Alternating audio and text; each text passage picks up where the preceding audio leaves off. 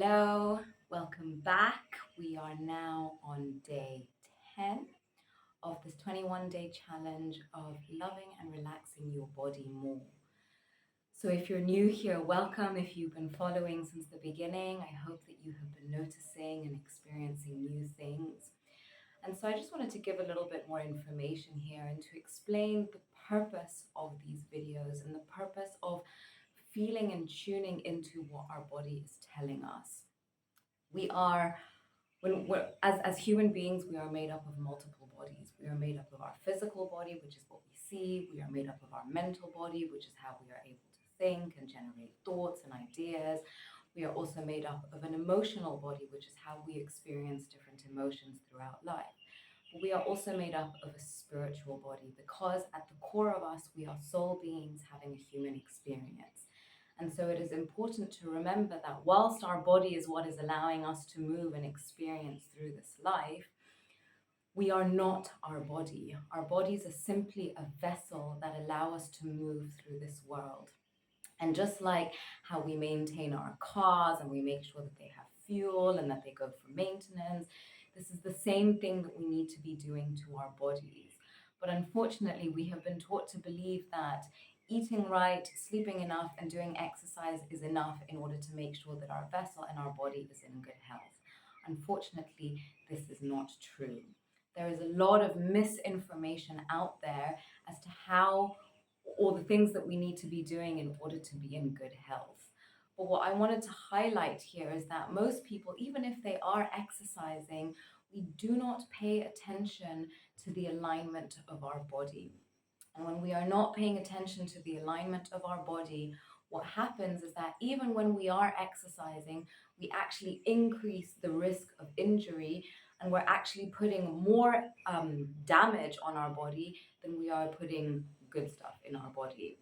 So again, most people think that doing high intensity exercise is the best way to get into shape. Again, this is a myth that we have been taught because slow intentional movement is actually far more powerful because we don't realize that it is in the micro movements. And if we are consistently avoiding certain muscles or avoiding certain joints or overstraining certain muscles or overstraining certain joints, it is because there is trauma that has come and lodged somewhere within our body. Now, I just want to take a moment here to define trauma because trauma, most people think of some kind of horrific car accident or a death. So, trauma can be anything because the way trauma affects us is through our nervous system. So, through what is called the autonomic nervous system, this is what activates the body's fight, flight, freeze response, or the rest and relaxation, as well as digestion response. So again, in our first video, we talked about how our breathing can activate the fight or flight freeze response. And that some of us, most of us, find it very difficult to activate the rest, relaxation, and digestion because we are always stuck in our mind and we're always busy, always going, always overthinking, and not taking time to slow down and just tune into what our body is trying to tell us. Again, society has led us to believe that as soon as our body is feeling something, the best thing to do is to take some medication. Oh, I've got a stomach ache, I'm going to take some medication. Oh, I've got a headache, I'm going to take some medication.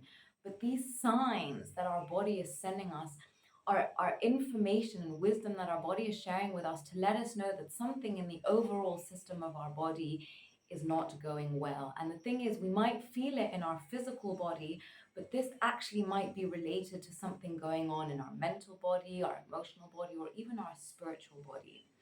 But what most people don't understand and don't realize is just as much as when there is stuff going on and we don't want to deal with it because we don't know how to deal with it, we don't have the ability, the tools to process, to work through whatever is going on, we kind of push it to the back of our mind and we say, hey, I'm not going to think about that. I'm just going to pretend it's not happening. And what happens in that moment, by essentially choosing not to deal with those things, we are dissociating from our thoughts, our emotions, our mind, and even our spirit. But what most people don't realize is because our body is basically the physical manifestation of everything else, everything that is going on in all of our other bodies, our mental body, our emotional body, spiritual body, will come and be visible within our physical body. And so if we're not taking care of each of those other bodies, then this will come and start having an impact on your physical body. Even if you haven't experienced any kind of difficult or challenging situation to your physical body, but maybe it was difficult, challenging experiences you had with your parents when you were young. And the thing is, again, trauma affects us through our nervous system, because essentially, what is trauma? Trauma is not necessarily what happens in the moment, but trauma is about everything that happens afterwards. Is your body, nervous system, mind, emotional body able to deal with whatever challenging situation that you experienced? Two sets of identical twins can experience the exact same trauma or traumatic, difficult situations, but it will affect them completely differently, because each and every one of us as human beings are inherently different. Even identical twins have differences within them. So the thing to understand is that when we are dealing with trauma, it is not so much to focus on the actual trauma or the experience, the challenge, the difficulty that we experience, but how we deal with it after, how we deal with the consequences and the side effects that might manifest later. We will all deal with this differently. And so really taking time to tune into the body, because essentially what will happen, I'll give you an example.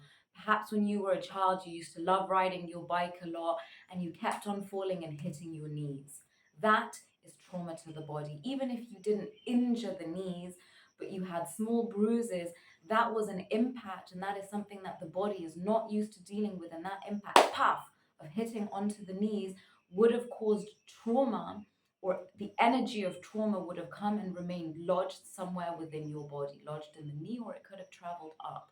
And as a result of that energy, that traumatic energy remaining stagnant in the body, what happens is that that will automatically affect the natural flow of energy throughout your body. So even if we are dealing with difficult situations and we're dealing with them in our mind and we're dealing them within our emotions, we have to come and deal with them in the body. Just like when we are dealing with something, we have to come and feel the pain or the discomfort of whatever it is that we are experiencing. We have to experience it on the mental level, on the emotional level, but also on the physical level. So today I wanted to talk about the fact that I wanted to talk about tattoos and piercings, because, obviously me, I have multiple tattoos, and these tattoos have great significance for me. And for whatever reason, you might have decided to get tattoos or piercings. And this is even for people who have ear piercings. When we come and we do anything foreign to the body, anything that can inflict pain on the body, is a form of mutilation. And as a result, the shock, the trauma energy of that mutilation remains stagnant in the body unless we actively come and work on releasing and removing that trauma that has come and been lodged there. And so what happens is, automatically, because the brain does not want to feel pain, when we feel pain in our body, because our brain naturally has the automatic response of saying, I am going to dissociate from anything that makes me feel pain. So even when we're getting a tattoo or we're getting piercings, and even though we love them and they look great and we're really excited about them, it does create some kind of pain in the body. And so unless after that period we go away and we actively work on releasing whatever stagnant energy might have gotten caught in that area where we got tattooed or pierced, what will happen is, if we don't do that, because our energy is naturally flowing wherever we have felt that pain, and unless we come and we actively do something to remove whatever dissociation might have happened between the brain and that part of the body, the flow of energy will automatically bypass those parts of our body. And because the flow of energy is bypassing those parts of our body, what will happen is that energy will start to will flow in a distorted manner, but that will also start to affect our blood flow, our oxygen flow, etc., etc. And the thing is, we forget that the body is so advanced and has access to so much wisdom. Think about the number of hormones and chemicals that your brain and body are constantly secreting in order for your system to work in balance and harmony. You have no idea how this is being done, but your body knows, and your body does it for you. So again, we think that the body is primitive, or the body doesn't have innate wisdom. But the thing is, and unless we're taking the time to tune into this wisdom and to communicate to our body and to pay attention and to learn how to read the signs of our body, we do not realize when something is going wrong.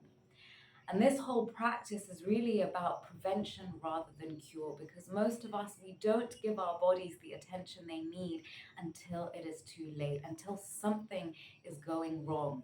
But when we take the time to learn how to tune in to what our body is telling us, we can avoid all kinds of disease, all kinds of issues, and we can prevent all kinds of things happening. And rather than, stuffing something in your mouth whenever you feel any kind of pain, sit with your body, ask it, tune into it, pay attention to what it is trying to tell you. And so, coming back to tattoos and piercings here, one thing that I realized in terms of all the different places in which I got tattoos, it's almost because the subconscious mind also resides within the body, is that the body will sometimes push you to get certain tattoos somewhere to say, hey, pay attention to this part of your body. Something isn't quite right here. Something isn't going well. So, again, this might feel like a really mundane practice. And for those of you who are not actively used to meditating and are starting to learn how to meditate, we're told, oh, meditation, you need to clear your mind and shut off your thoughts. And I tried this for a really long time, and I really, really struggled until I came to realize that each and every one of us is inherently different. And our meditation practice is also very personal. So something that works for one person might not work for another person. And because for me, all the trauma that I experienced in my life, and because I was in no way capable of dealing with it, either mentally or emotionally, and not necessarily aware of how it was impacting me physically, as I just dissociated. I dissociated from my mind, I dissociated from my emotions, and most importantly, I dissociated from my body. Until a few years ago, I started paying attention to my body, only to realize that there was so much stiffness in my body, that there was so much discomfort in my body, and that even my body didn't feel the same on the left and the right side. And so I started tuning into my body and paying attention to where it was off, starting to pay attention and learning how to read the signs that my body was sending me.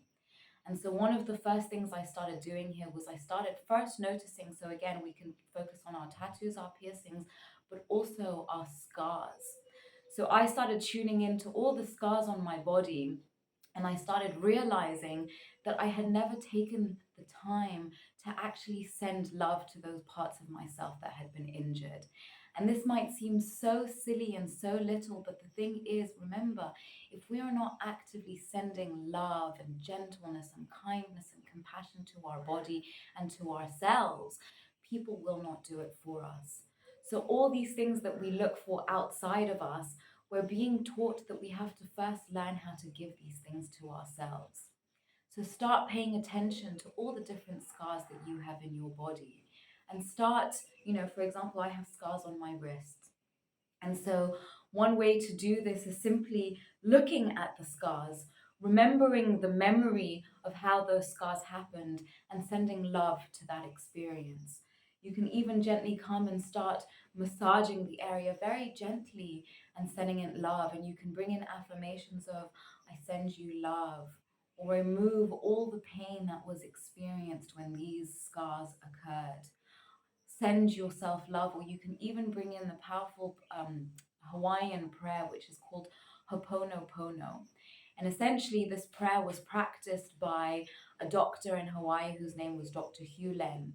And simply using this prayer, he was able to heal an entire mental asylum. And he didn't even meet any of these people in the mental asylum. All he did was that he picked up their files.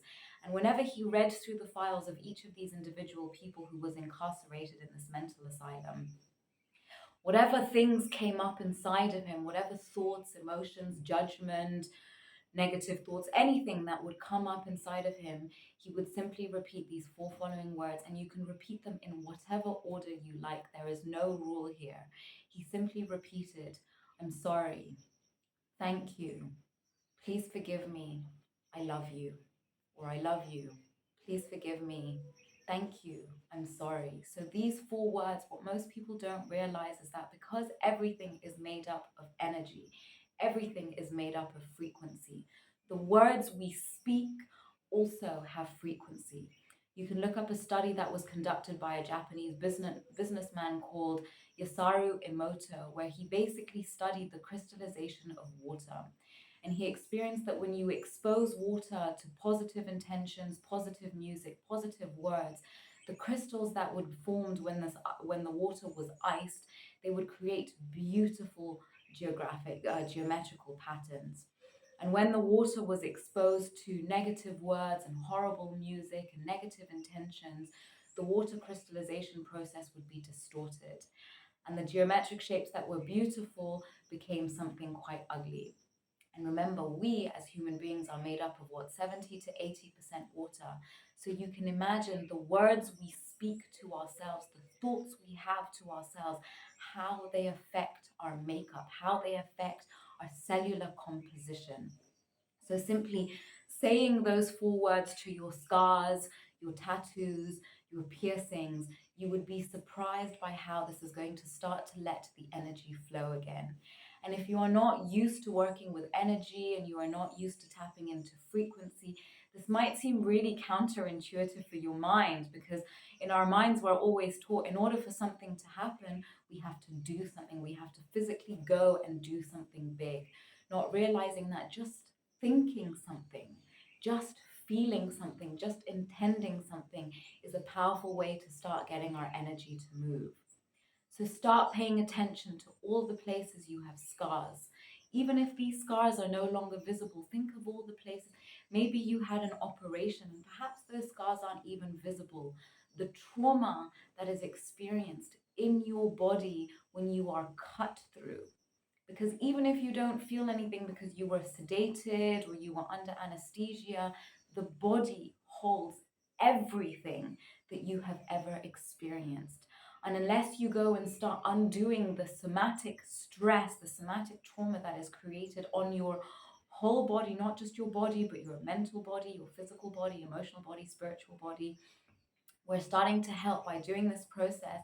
You're starting to allow the natural flow of energy wherever it has been distorted to start to flow again.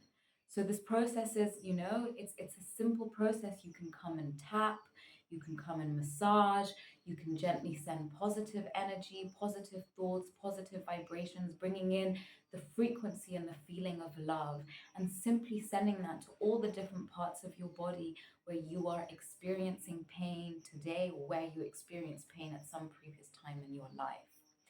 So I'm going to leave you to practice this new little exercise on your own. And please do share with me in the comments down below whatever you're experiencing, what thoughts come up, what emotions come up, what memories come up, and just realize there is no need to hang on to them.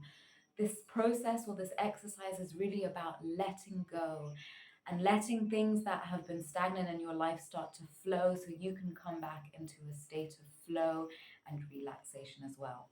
So I hope this video has been helpful for you. I hope this video has brought you information that will help you to start finding more flow in your mind, body, and life. So thanks for your time, and I will see you in tomorrow's video. Bye for now.